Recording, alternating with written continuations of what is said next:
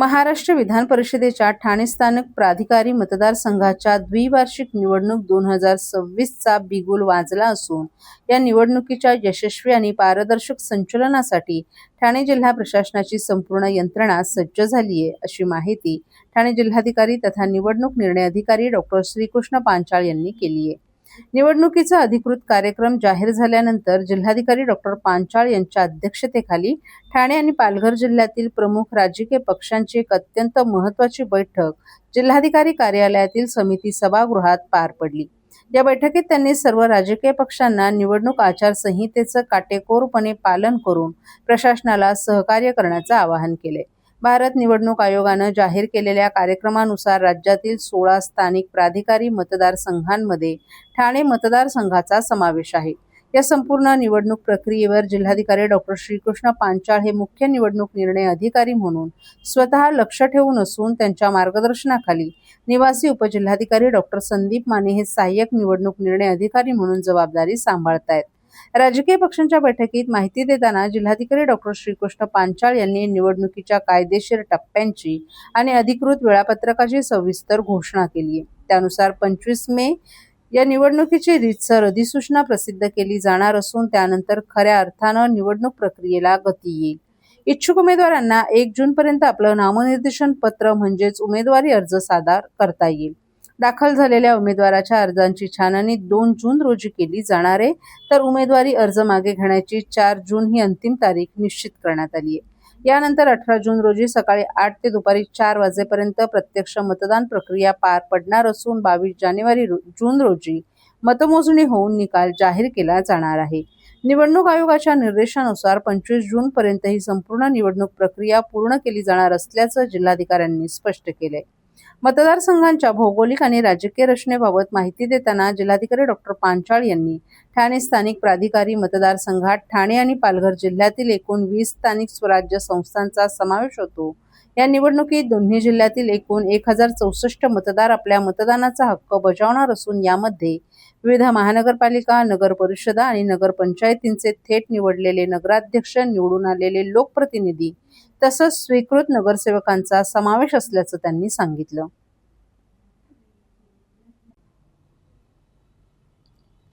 गावदेवी भाजी मार्केटला आज पहाटे लागलेल्या आगीत 150 दुकानं जळून खाक झालीत. यात अग्निशमन दलाचा एक अधिकारी आणि एक आरक्षक कर्तव्य बजावताना मृत्युमुखी पडलेत. ही घटना अत्यंत दुर्दैवी असून झालेले मृत्यू म्हणजे प्रशासनाच्या बेजबाबदारपणाचे बळी असल्याचा आरोप आमदार संजय केळकर यांनी केला आहे. आगीची घटना कळल्यानंतर आमदार संजय केळकर यांनी धाव घेत गावदेवी मार्केटमधील आपदग्रस्तांची भेट घेतली आणि त्यांना धीर दिला. यावेळी उपमहापौर कृष्णा पाटील, भाजपचे स्थानिक नगरसेवकही उपस्थित होते. यावेळी येथील एका तरुण व्यापाऱ्याने अनुभव कथन करत प्रशासनाचा बेजबाबदारपणा निदर्शनास आणून दिला. आग लागताच या व्यापाऱ्याने दादोजी कोंडदेव स्टेडियम येथे धाव घेत उपस्थित अग्निशमन दलाच्या कर्मचाऱ्याला माहिती दिली, मात्र त्याने कोणतीही हालचाल केली नाही. येथील अग्निशमन दल हलवण्यात आल्याचे, अखेर बाळकुम येथून मदत पोहोचायला अर्धा तासाहून अधिक वेळ लागला अशी माहिती या व्यापाऱ्यानं केळकर यांना दिली. यावेळी उपस्थित प्रसारमाध्यमांशी बोलताना आमदार संजय केळकर यांनी प्रशासनाच्या नाकर्तेपणाबाबत संताप व्यक्त केला. पुनर्विकासाच्या कामामुळे जवाहरबाग येथील अग्निशमन दल हलवण्यात आले. त्यामुळे एखादी दुर्घटना घडल्यास वेळीच मदत मिळावी म्हणून दादोजी कोंडदेव स्टेडियम जवळ 2 अग्निशमन दलाच्या गाड्या तैनात असाव्यात अशी मागणी केल्याचंही केळकर यांनी सांगितलं. तसंच ही मंडई फळभाजी मार्केट असताना येथे कपडे आणि इतर साहित्य विक्रीची दुकानंही थाटण्यात आली आहेत. ही अतिक्रमणं दूर करावीत अशा सूचनाही प्रशासनाला केल्या होत्या. शिवाय मागणी करूनही या इमारतीचे फायर ऑडिटही करण्यात आलं नाही, मात्र त्याकडेही दुर्लक्ष करण्यात आलं. एकूणच प्रशासनाच्या दुर्लक्षपणामुळे आणि बेजबाबदारपणामुळे अधिकाऱ्यांचे बळी गेले असा आरोपही केळकर यांनी केला. आग विझवताना एक स्थानिक अधिकारी आणि एका आरक्षकाचा कर्तव्य बजावताना मृत्यू झाला. त्यांच्या कुटुंबांना योग्य आर्थिक मदत देऊन कुटुंबातील एका सदस्यास महापालिकेच्या सेवेत घ्यावे, तसंच जखमी अधिकारी कर्मचाऱ्यांना देखील तात्काळ वैद्यकीय आणि आर्थिक मदत द्यावी अशी मागणीही केळकर यांनी केली आहे. या आगीत 150हून अधिक दुकानं जळून खाक झाल्याची माहिती आहे. या फळभाजी विक्रेत्यांचं जवळील गावदेवी मैदानात तात्पुरतं पुनर्वसन करावं, त्यांना नुकसान भरपाई देण्यात यावी, तसंच त्यानंतर त्यांचे कायमस्वरूपी पुनर्वसन करण्याची मागणीही केळकर यांनी केली आहे. गावदेवी मार्केटमध्ये जिल्हा दुय्यम निबंधकांचं कार्यालय आणि प्रभाग समितीचं कार्यालय असून या आगीत या कार्यालयाचं मोठं नुकसान होऊ शकलं असतं. मात्र वेळीच केलेल्या सूचना आणि तक्रारींकडे दुर्लक्ष झाल्याने जीवित आणि आर्थिकही हानी झाली. त्यामुळे जबाबदार सहाय्यक आयुक्तांना तात्काळ निलंबित करा अशी मागणी देखील केळकर यांनी केली आहे.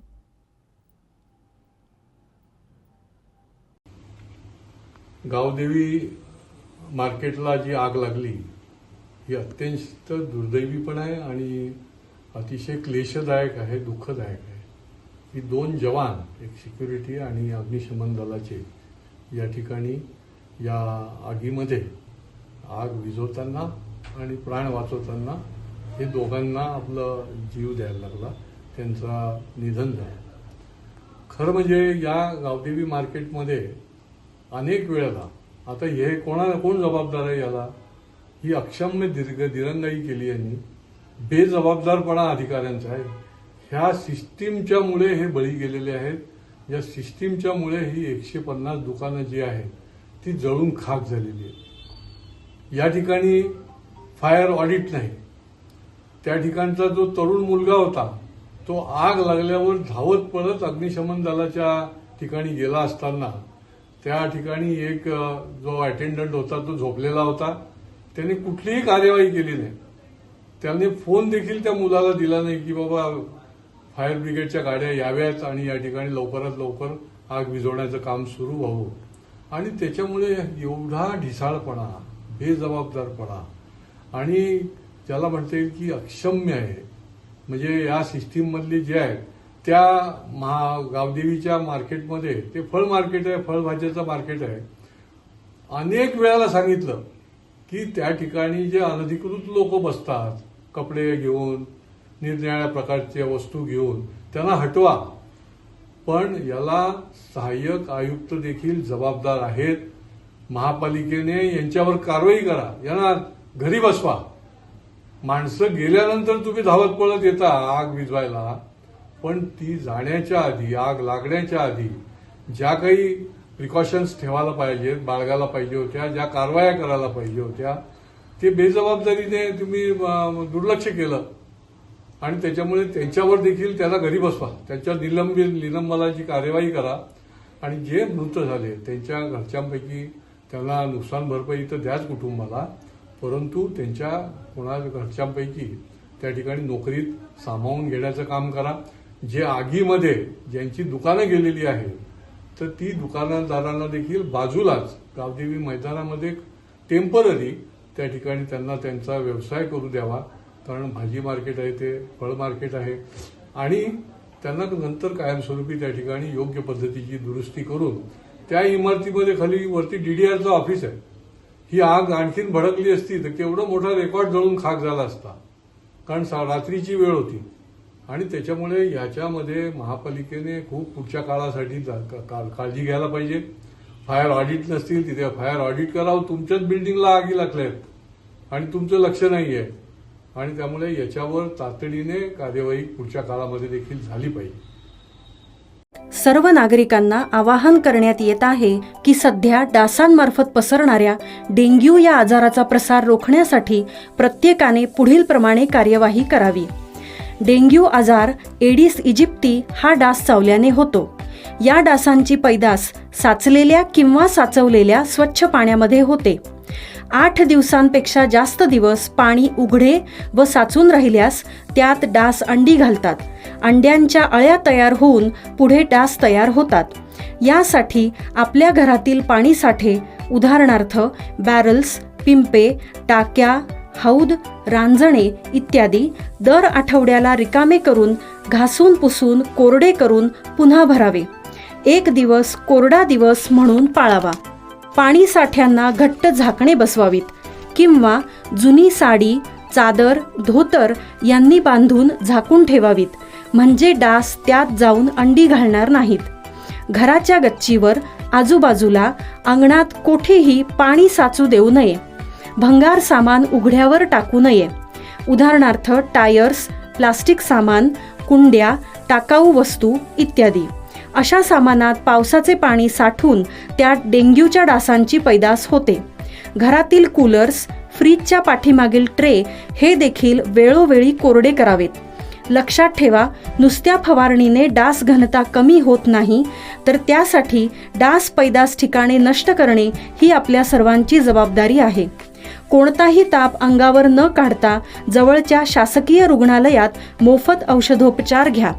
अशा प्रकारे नागरिकांनी सहकार्य केल्यास डेंग्यूचा प्रसार रोखणे सहज शक्य आहे.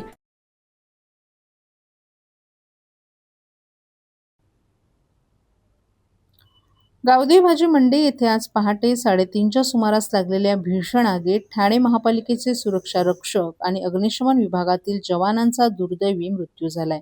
या घटनेच्या पार्श्वभूमीवर उपमुख्यमंत्री एकनाथ शिंदे यांनी दिलेल्या सूचनेनुसार महापौर शर्मिला पिंपळकर, खासदार नरेश म्हस्के आणि आयुक्त सौरभ राव यांची एकत्रित बैठक झाली. या बैठकीत दुर्घटनेत मृत्युमुखी झालेल्या सुरक्षा रक्षक काळू शंकर गाडेकर आणि अग्निशमन दलातील स्थानक अधिकारी सागर सूर्यकांत शिंदे यांच्या कुटुंबियांना 10 लाखांची, तर जखमी झालेले सुजित पष्टे, समीर जाधव यांच्या कुटुंबियांना 1 लाखांची तातडीची मदत, तसंच मृतांच्या कुटुंबियांना शासकीय नियमानुसार अनुकंपा तत्वावर महापालिकेच्या सेवेत सामावून घेण्याचा आणि मंडईतील 155 गाळेधारकांचं 1 जूनपर्यंत त्याच ठिकाणी पुनर्वसन करण्याचा सर्वानुमते निर्णय या बैठकीत घेण्यात आला. या घटनेत जखमी झालेले सुजित पाष्टे आणि समीर जाधव या दोघांनाही उपचारासाठी छत्रपती शिवाजी महाराज रुग्णालय कळवा येथे दाखल करण्यात आलं असून त्यांची प्रकृती स्थिर असल्याचं डॉक्टरांनी सांगितलं. या घटनेत मृत झालेले सुरक्षारक्षक काळू गाडेकर यांच्या पश्चात पत्नी, 2 मुलं असा परिवार आहे, तर स्थानक अधिकारी सागर शिंदे यांच्या पश्चात आई, पत्नी आणि 2 महिन्यांची मुलगी असा परिवार आहे.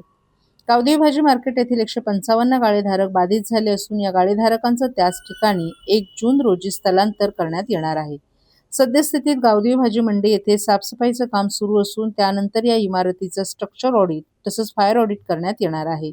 रंगरंगोटी आणि विद्युतची सर्व कामं पूर्ण झाल्यानंतर या गाळेधारकांचं त्याच ठिकाणी स्थलांतर करणं, अशा घटना पुन्हा घडू नयेत या दृष्टीनं उपाययोजना करणं, तसंच आपत्कालीन अग्निशमन विभाग या ठिकाणी काम करणाऱ्या कर्मचाऱ्यांच्या विमा संरक्षणाच्या रकमेत वाढ करणं आदी निर्णयही आज झालेल्या बैठकीत सर्वानुमते घेण्यात आले.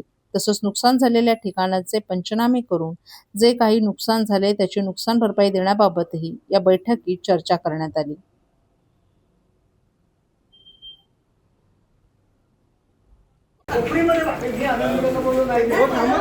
थांबा बाईट आहे. मॅडम पण एकत्रित बसले एकाच ठिकाणी करू ना काय घेतलं काय ठरलेलं आहे, कारण की आज सकाळी जी दुर्घटना झाली त्यामुळे दोघांचा मृत्यू झालेला आहे. पालिकेचे कर्मचारी होते, नेमकं काय झालं? खरं तर आज पहाटे गावदेवी भाजी मार्केट येथे इथे आग लागली मोठ्या प्रमाणात आणि आपले 2 जवान तिथे खरं तर जखमी झाले, मृत्युमुखी पडले आहेत. आणि मला वाटतं आज आयुक्त दालनात मीटिंग झाली. आपले खासदार साहेब नरेशजी म्हस्के साहेब आणि सर्व स्थानिक नगरसेवक, मी महापौर, उपमहापौर आम्ही उपस्थित होतो. आणि या बैठकीत असा निर्णय झाला की ज्यांचा मृत्यू झाला आहे तर त्यांना प्रत्येकी दोघांनाही 10 लाख देण्याचे ठरलं आहे आणि जे जखमी आहेत त्यांनाही प्रत्येकी 1 लाख रुपये देण्याचे ठरलेले आहे. भविष्यात अशा घटना होऊ नये यासाठी काय नेमकी पावले उचलणार आहे म्हणून मला वाटतं आता असे बैठकीत असं आम्ही हे केलं आहे की तिथे ऑडिट करायची, आपल्याला ऑडिट करून ज्या काही आपल्याला सुविधा तिथे उपलब्ध करायच्या आहेत ते चांगल्या पद्धतीने या येत्या 10 दिवसामध्ये पूर्ण करून आपण पूर्ववत सगळं यंत्रणा चालू करण्यात येईल. तर तिथे पालिकेचं वरती प्रभाग कार्यालय देखील येतं, प्रभाग समितीचं, त्या ठिकाणी काही नुकसान झाले कारण की तिकडे महत्त्वाची कागदपत्रं होती? नाही, त्या ठिकाणी काही नुकसान झालेलं नाही आहे. 125 गाळे जे खाली होते त्यांचंच नुकसान झालेलं आहे आणि त्यांच्यासाठी सगळं यंत्रणा व्यवस्थित करून त्यांना पुन्हा पूर्ववत करण्यात येईल.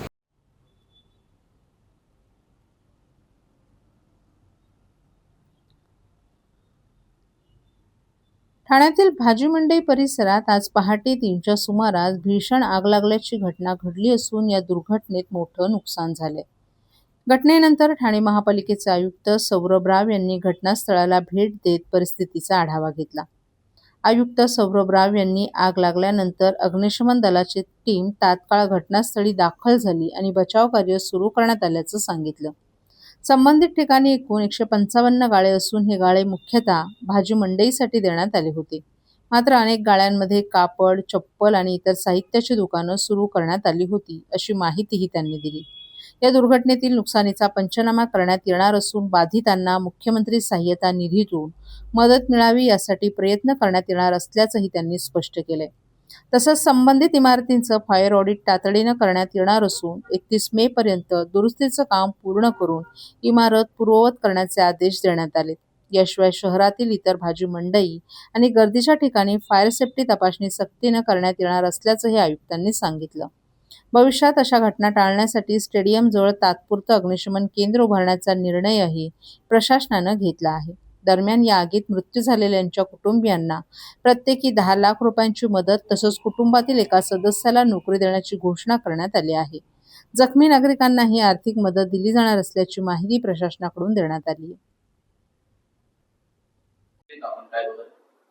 हा बिलकुल जे जाहीर झालेली आहे आणि माननीय महापौरने बहुतेक बाईट दिलेली असेल त्याच्या अनुषंगाने. किती ठरलं? 10 लाख सांगितलं. तर त्यांनी सांगितलं 10 लाख तर 10 लाखच असेल, त्याच्याबद्दल अजिबात डाऊटचा विषय नाही आहे. जे मृत्युमुखी पडलेले दोन्ही जवान आहेत ते महापालिकेचं दायित्व आहेत आणि महापालिकेच्या कर्तव्य पूर्ण करत असताना ही दुर्दैवी घटना घडली आहे आणि आम्ही सगळ्यांची प्रचंड सहानुभूती त्यांच्या बरोबर आहे.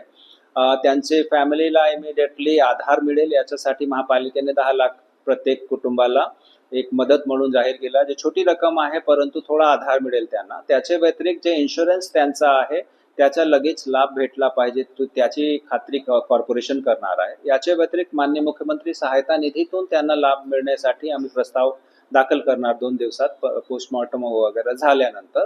आणि मग त्यांचे फॅमिलीमध्ये जे आश्रित लोक आहेत त्यांचे मुलं किंवा इतर कोणी पात्र व्यक्ती त्यांना लगेच शासकीय सेवेत महापालिकेची सेवेत आम्ही समावून घेणार.